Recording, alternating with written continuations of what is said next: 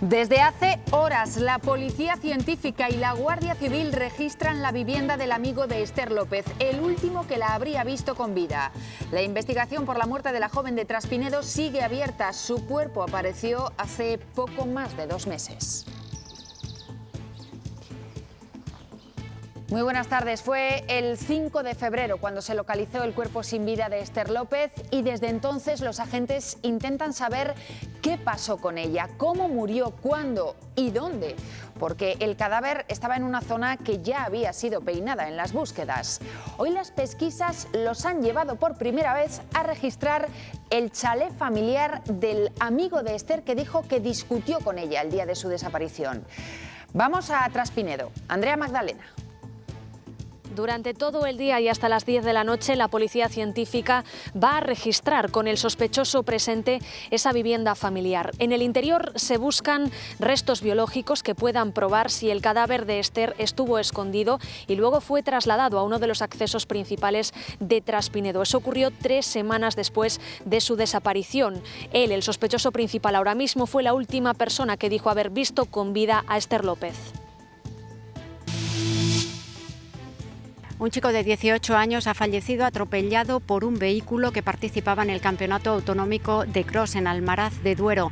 El joven, vecino de Muelas del Pan, formaba parte de la organización de esta prueba que ha sido inmediatamente suspendida. El Congreso de los Diputados ya trabaja para aprobar una ley que reconozca a los funcionarios de prisiones como agentes de la autoridad. Es una de las reclamaciones históricas del sector. Ellos dicen que así con la ley estarían más protegidos ante las agresiones constantes que sufren en las cárceles españolas.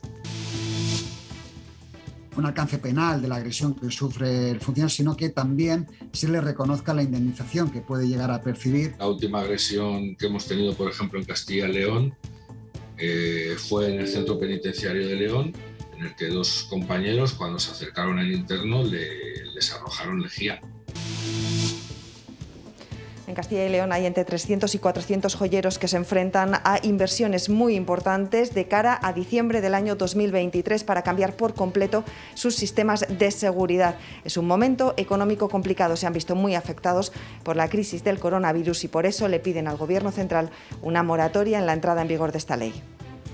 Si cara al 2023 vamos a tener que hacer un cambio importante en los sistemas de seguridad, va a suponer un desembolso que en muchos de los casos, muchos negocios, en concreto de este sector, no van a poder realizar, no van a poder afrontar. Esta visita no había sido anunciada oficialmente. Boris Johnson se ha reunido con el presidente Zelensky. Ucrania sigue dispuesta al diálogo con Rusia a pesar de los que califica como crímenes de guerra. El último, la matanza en una estación de tren que deja 50 fallecidos más. Las noticias que llegan de Ucrania no son tranquilizadoras y una respuesta frecuente en estos casos es el esfuerzo que se aporta desde el resto de países. Desde que comenzó la invasión, las organizaciones sin ánimo de lucro han visto cómo aumentaba el voluntariado. Ahora lo que quieren es mantenerlo. Hay personas que a lo mejor nunca se habían planteado realizar una tarea de voluntariado o no se les había ocurrido, no sabían cómo. Pero bueno, pues es una oportunidad y a lo mejor hoy nos pueden apoyar con la crisis de Ucrania, pero el día de mañana también encuentran otra motivación. Después de 2 años, vuelve la Semana Santa y en Salamanca con estreno de procesión incluido. La Archicofradía del Rosario iba a salir en procesión por primera vez en 2020, pero el coronavirus lo impidió. Este sábado por fin han podido desfilar y cumplir con la responsabilidad con la que dicen que asumían la tarea. El monasterio de Santa María la Real en Aguilar de Campo, aquí en Palencia, se postula como candidato al sello de Patrimonio Cultural Europeo. Una distinción que podría servirles de altavoz también fuera de nuestras fronteras. Mañana seguiremos con algunas nubes y con vientos del sur que dispararán los termómetros por encima de los 20 grados. Precaución con algunas rachas, podrían ser localmente fuertes.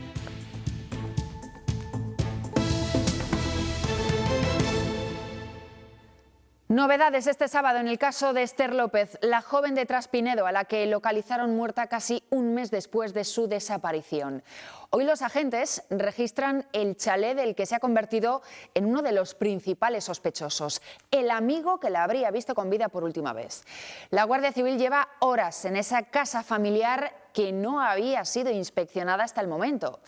Volvemos allí. Andrea Magdalena. Eso es la primera vez que se está registrando esa vivienda familiar del amigo con el que discutió Esther, el último en verla con vida. Ahora es el principal sospechoso del caso y se están buscando restos biológicos tanto en la vivienda como en la finca ubicada aquí en la urbanización El Romeral. Las autoridades van a seguir buscando pistas hasta las 10 de la noche y mañana continuarán con esos registros. Esta semana la investigación se aceleraba cuando llamaban a declarar al que es ahora el principal sospechoso. Seguían buscando pruebas también en el vehículo en el que ambos estuvieron y se encontraban algunas contradicciones, como dónde durmió él o a qué hora se separó de la joven Esther López.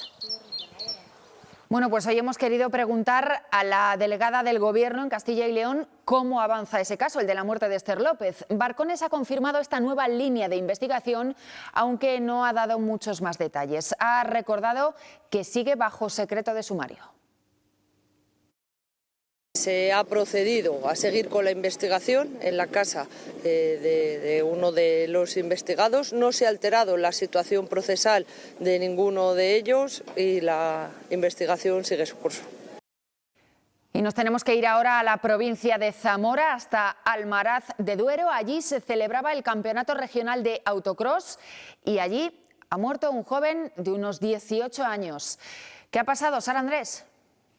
Un joven de solo 18 años ha fallecido en el circuito de autocross de Almaraz de Duero. Formaba parte de la organización, estaba colocado como bandera en una de las curvas del circuito y ha sido arrollado por uno de los coches que participaba en esta prueba, el campeonato autonómico de esta modalidad, que ha sido inmediatamente suspendido. Primero los miembros de Cruz Roja que estaban en el lugar y después los miembros enviados por las emergencias del 112 del SACIL han intentado reanimarlo, incluso un helicóptero se ha acercado hasta aquí, pero no han podido hacer nada por su vida a pesar de los intentos durante varios minutos por reanimarlo. Era un vecino de la localidad que está situada muy cerca de aquí, de Muelas del Pan, donde el suceso ha causado una gran conmoción, igual que en todos los asistentes que estaban en esta prueba, que suelen ser bastante multitudinarias. La Guardia Civil está en el lugar de los hechos intentando averiguar todos los detalles de lo acontecido. Gracias, Sara, con esa última hora. Y el recién nacido que ingresó ayer en el Hospital Clínico de Valladolid continúa en la UCI. Fue operado después de que presuntamente su madre le provocara varios cortes tras el parto. Habría dado a luz sola en su casa de Segovia. El caso está en manos de la Fiscalía de Menores porque la madre del bebé tiene 16 años. El año pasado, en 6 meses, hubo 47 agresiones a funcionarios de prisiones. Más de 100 trabajadores sufrieron lesiones en las cárceles españolas. Son las últimas cifras oficiales y hay que tener en cuenta que estos datos no reflejan las amenazas o los insultos, solo casos en los que se producen lesiones. Así que desde el sindicato mayoritario de funcionarios de prisiones advierten de que estas cifras podrían llegar a multiplicarse hasta por 3. Recientemente el Congreso ha dado el primer paso para reconocer a los funcionarios como agentes de la autoridad y dotarles de una mayor protección jurídica.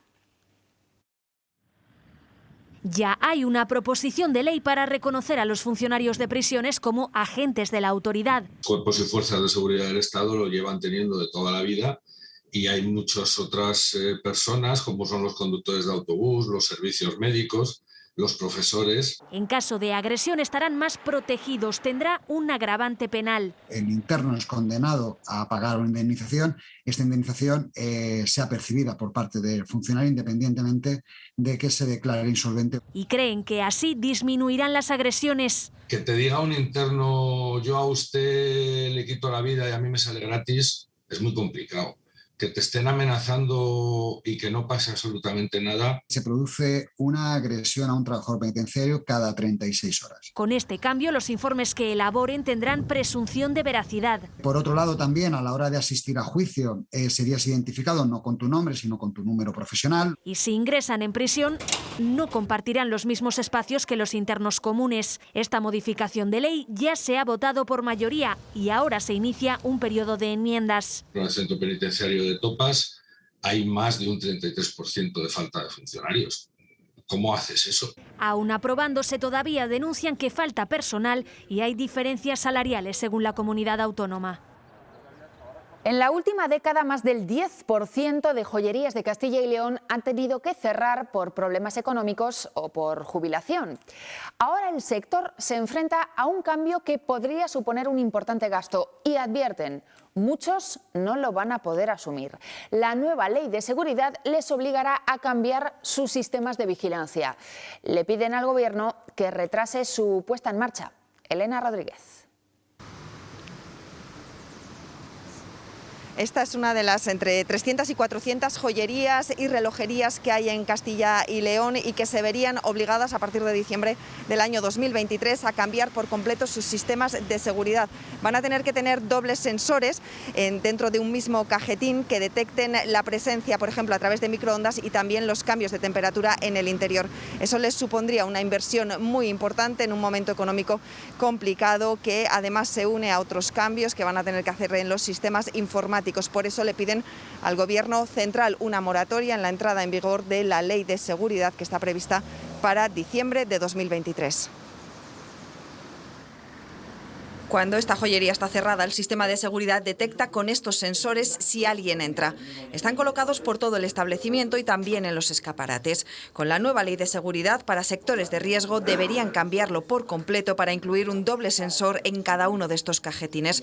Una inversión muy elevada en momentos de crisis. Todos estos aparatos hay que sustituirlos por los nuevos y a la vez, pues, lógicamente, tenemos que conectarlos todos con central de seguridad, con lo cual la central de alarma que tenemos en cada uno de los establecimientos tampoco vale. Recuerdan que sus sistemas de seguridad funcionan y se mantienen regularmente. Además, han pasado el visto bueno de la policía. Va a suponer un desembolso que en muchos de los casos, muchos negocios, en concreto de este sector, no van a poder realizar. A sus gastos a corto plazo se suman las inversiones que deberán hacer para adaptar los sistemas informáticos y comunicar todas sus operaciones a Hacienda. Buscando, lógicamente, eliminar el fraude fiscal, nos parece muy bien. Pero eso va a suponer también pues una inversión. En Castilla y León hay entre 300 y 400 joyerías. En la última década, más de un 10% ha tenido que hacer este gesto por problemas económicos o por jubilación.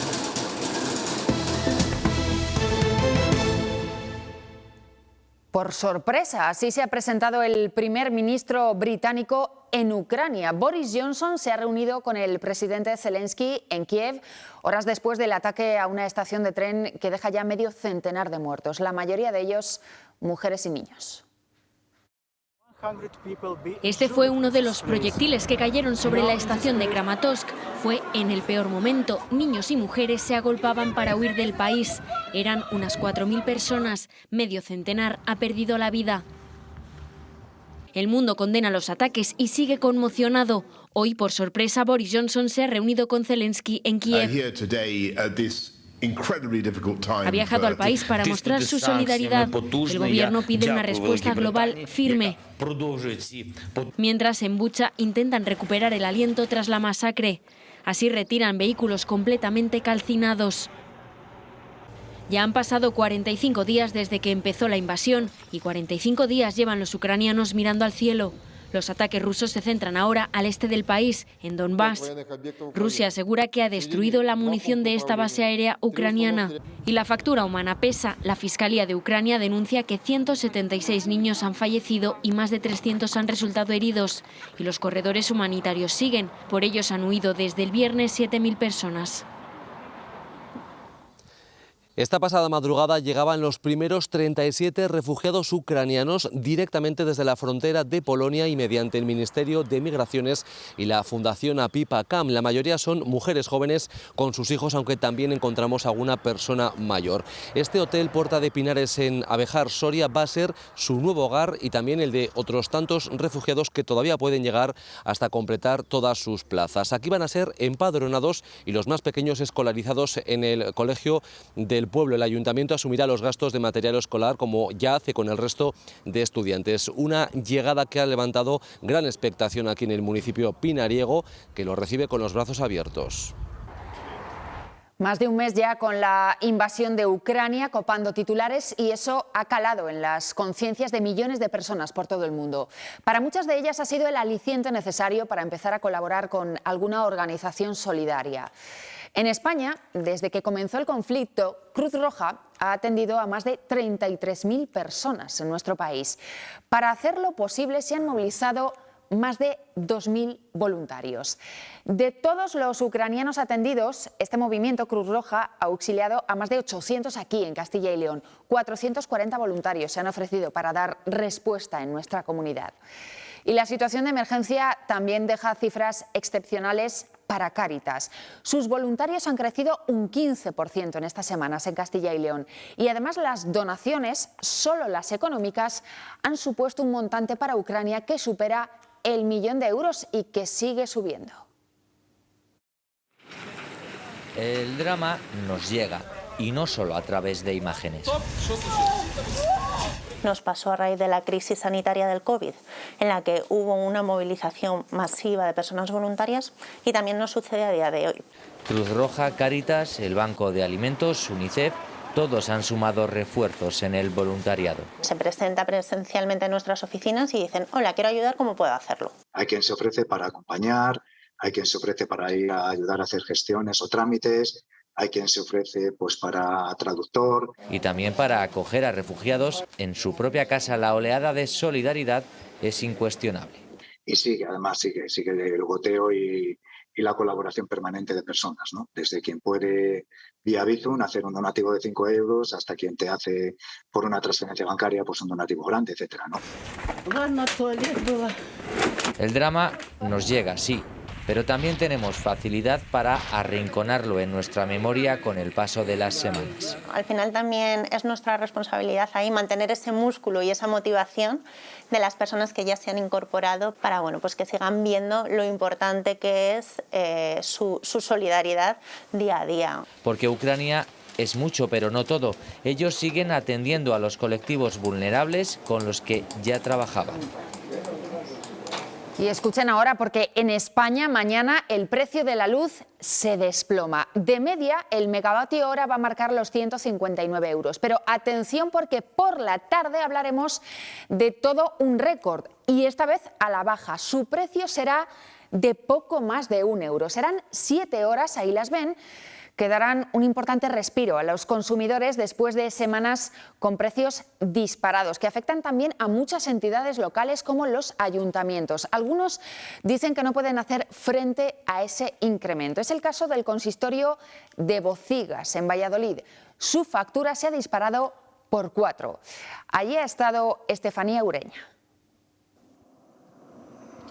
La factura de la luz está ahogando a esta pequeña localidad de Valladolid, a Bocigas, con tan solo 50 habitantes. Hace años este pequeño municipio invirtió cerca de 70.000 euros para cambiar todo el alumbrado de la localidad a bombillas LED y así poder reducir la factura de la luz. Consiguieron pagar una media de 190 euros al mes, pero tal y como está ahora la electricidad, esa factura se ha incrementado hasta los 900 euros al mes. Una factura que les ahoga y que impide que prestar otros servicios a los vecinos de la localidad.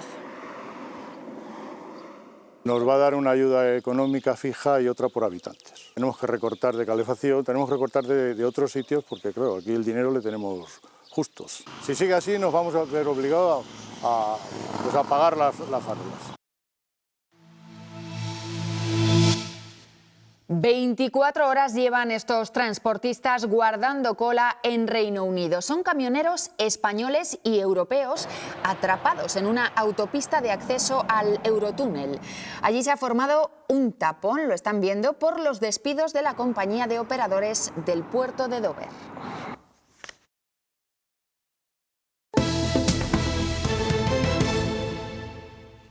Hace unos días veíamos esto. Algunos agricultores combatían las bajas temperaturas con hogueras. Esas heladas han ocasionado daños en casi 4.500 hectáreas de cultivos, según una primera estimación de Agroseguro. En algunos puntos de la comunidad los termómetros cayeron hasta los 10 grados negativos. Las tierras más afectadas son de colza, beza, trigo y lentejas. En remolacha, por ejemplo, las indemnizaciones podrían rondar los 600.000 euros. España, Chipre e Italia se colocan a la cabeza del ranking con mayor obesidad infantil de toda Europa. Y es que aquí en nuestro país 1 de cada 5 niños sufre esta enfermedad crónica. Son algunos de los datos que revelan el último estudio realizado por Save the Children. Entre los principales factores están que los menores duermen menos de las 10 horas recomendadas, la mala alimentación o, por ejemplo, el tiempo que están delante de una pantalla. Vivir en un hogar con renta baja dispara la probabilidad de sufrir obesidad o sobrepeso infantil.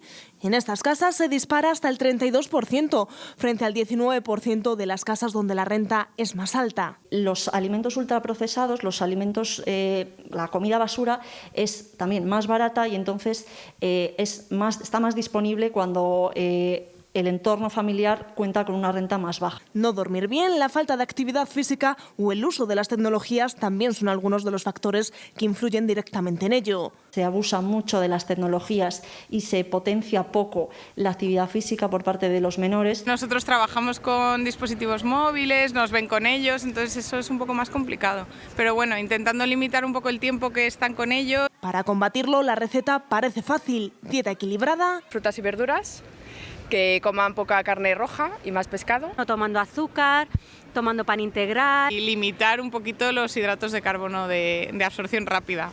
Actividad física. Ella va atletismo. Van a clase de tenis, de natación, de baile. Y que los menores duerman al menos las 10 horas recomendadas por la Asociación Española de Pediatría. Una combinación perfecta para intentar que en este 2022 España deje de liderar el ranking europeo de mayor obesidad infantil. Castilla y León va a cambiar el sistema de acceso a los locales de juego. La modificación se hace después de conocer que un hombre perdió 4.000 euros en una casa de apuestas a pesar de estar inscrito como ludópata y, en principio, tener el acceso vetado. Nos da más detalles del cambio Lidia Bartolomé. La Consejería de la Presidencia de la Junta de Castilla y León se ha comprometido ante el Defensor del Pueblo a cambiar el sistema de acceso de las salas de juego en la comunidad. Todo después de que un hombre denunciara que se le había permitido entrar en uno de estos establecimientos, donde, por cierto, perdió 4.000 euros pese a tener prohibida la entrada. El hombre dice que en ningún momento se le pidió el DNI para comprobar si estaba o no en dicho registro, mientras que el local asegura que accedió con un documento falso. Por eso ahora se modificará el sistema de acceso y control a las salas de juego para que quede constancia documental tanto del empleado que hace la consulta como del documento consultado, algo que no ocurría hasta ahora. De las más de 77.000 declaraciones de la renta que ya se han presentado desde el pasado miércoles, a cerca de 6.300 ya se les ha ingresado el dinero que les salía a devolver. Estamos hablando de más de 3 millones de euros, una cantidad que supone casi un 19% más que en la campaña anterior.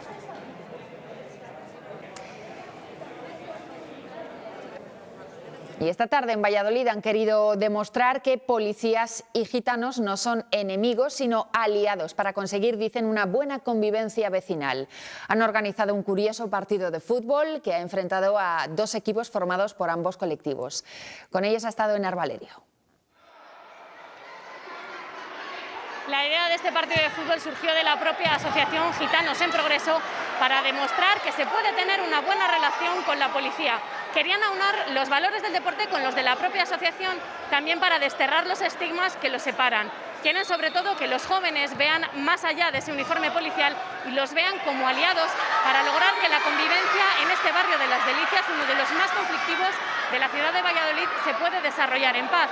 Quieren dejar de ser enemigos en las calles, aunque hoy aquí sean rivales.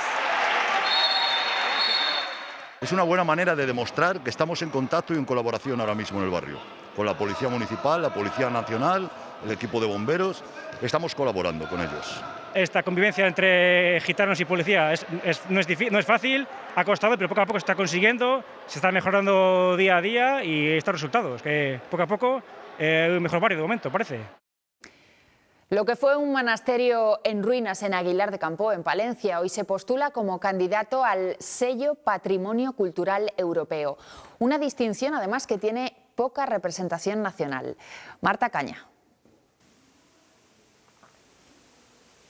Solo hay 2 candidaturas españolas y una de ellas está en Castilla y León. Hablamos del monasterio de Santa María la Real, en Aguilar de Campoo, en Palencia. Se trata de un reconocimiento tanto para el monasterio como para la fundación que lleva su nombre por dinamizar y promover el románico, además de mantener la historia viva y promover el turismo. Se ha convertido en un referente nacional y ahora también podría serlo a nivel europeo.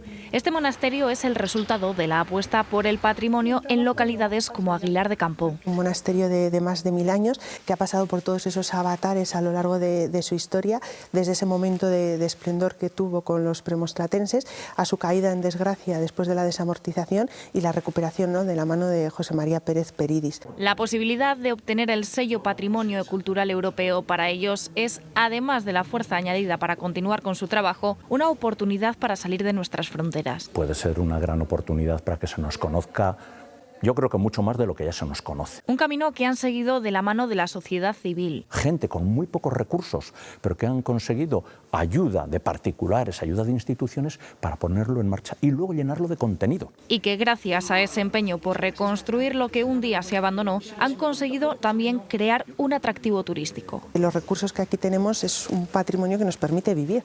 A día de hoy, en una zona como la nuestra, donde sufrimos una gran despoblación, el patrimonio románico es importante. Distinción que, de conseguirse, premiará el esfuerzo de quienes, de algo prácticamente irreversible, hicieron un referente.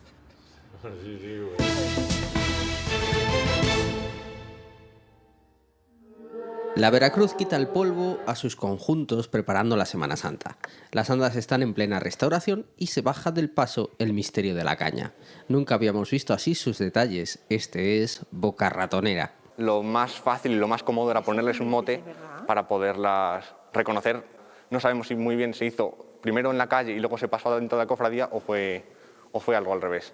En su fealdad, Boca Ratonera es todo un prodigio. Su llamativa boca guarda sorpresas, tiene dientes reales. Sí, es lo más probable que sean dientes reales en muy mal estado de... Bueno, que el que los portaba tenía una dentadura muy mal cuidada y bueno, se decidió aprovechar para darle todavía este aspecto mucho peor a este sayón. Tan importante es Boca Ratonera que en la ciudad todo el conjunto se conoce por este nombre, y no es el único caso. De la Veracruz es también los azotes, pero para los salmantinos es, de toda la vida, culo colorado. Una vez que está en el paso completo montado, llama mucho la atención y no hace falta tampoco el preguntar cuál de esas imágenes es, ni por qué le viene ese nombre. Cuando hay un mote señal de que el paso ha triunfado, es la otra Semana Santa. En León, la procesión de Jesús de la Esperanza ha vuelto a cruzar el arco de la Colegiata de San Isidoro. Son los primeros papones de la Semana Santa leonesa en utilizar el capillo con mascarilla debajo. Vuelve una cierta normalidad en estos días de pasión, en los que la emoción se renueva en momentos como la ofrenda floral a la Virgen.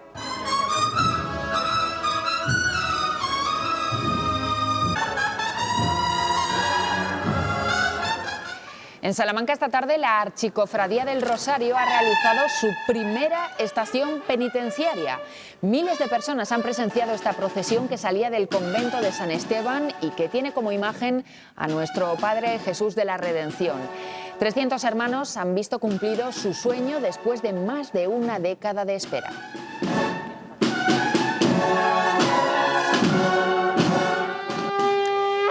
En Valencia, hoy turno para la piedad y reconciliación de la Hermandad Franciscana. La procesión vuelve al barrio de San Juanillo tan solo con el sonido del bombo y con San Francisco de Asís y la Santísima Virgen de la Piedad como protagonistas. A las 7 de la tarde, la puerta de la iglesia de San Pedro ha vuelto a abrirse para que las tallas del Santísimo Cristo de los Estudiantes y María Santísima de la Sabiduría pudieran reencontrarse con los vecinos de Ávila. Es la procesión de los estudiantes, un recorrido que ha mantenido sus paradas habituales al ritmo de los anderos. Y en Zamora, homenaje a los fallecidos de la Semana Santa con la cofradía de Nuestro Señor Jesús, Luz y Vida. Los hermanos acompañan a la imagen titular desde la catedral hasta el cementerio, donde depositan una corona de flores y rezan una oración por cuantos les precedieron.